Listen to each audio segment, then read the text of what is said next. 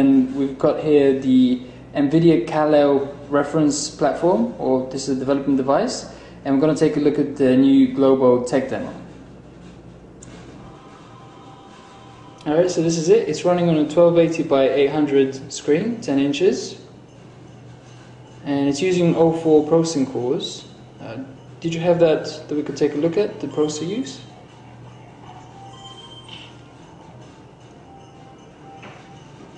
Cool. And the board itself is affected by the motion sensor in the tablet. You can tap it to change colors, change textures on top. So as you can see, the texture or the skin on top of the ball is affecting the light. So that different light, different shades and different shapes of light coming out onto the screen. There are these drapes on the side which are also modeled, and they're affected by the gravity. So if we tilt the tablet to the side, the drapes will actually hang to respond to that. But then the ball will also roll off the screen. So there's a lot of physics and geometry calculations that are going on here and simulations. The trick with this game is actually to get the proper combination of those boxes in order to escape. But this is a really impressive tech demo. We saw this on video earlier, and now we're seeing it in person. And the frame rate looks great.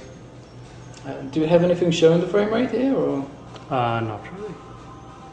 Would you be able to actually do that thing where you disable a couple of the cores so we can see how it does in dual core mode? Yep. Oh, you just won. Yeah. But yeah, this is actually great because you really slowed down. There we go.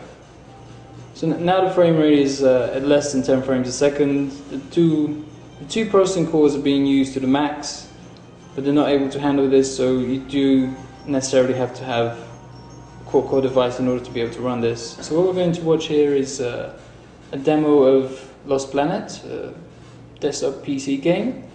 And this is being processed in real time on the Tegra 2, excuse me, the Kal hardware. It's going to be called Tegra 3 or Tegra 10 or whatever. NVIDIA won't tell us yet.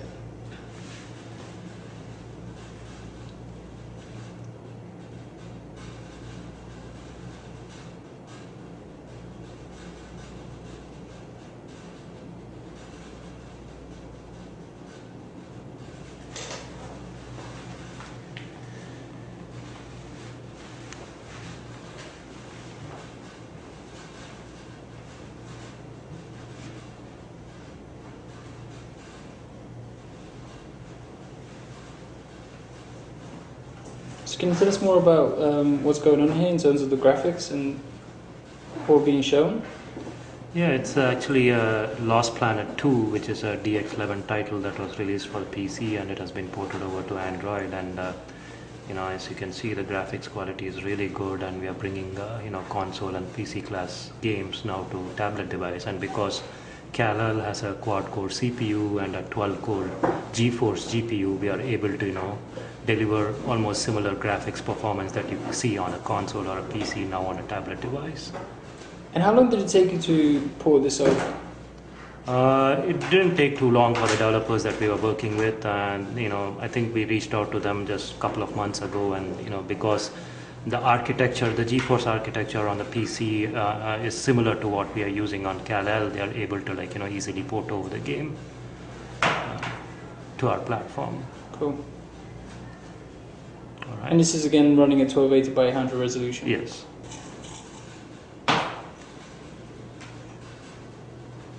So this is actually kind of a playable game, so I just move my thumb around to change my view, and then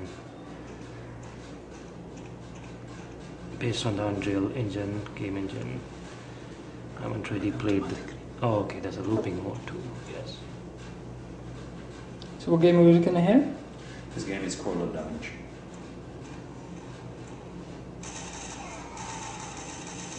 Again, this is graphics processing in real time, but we're just looking at the video loop. Right.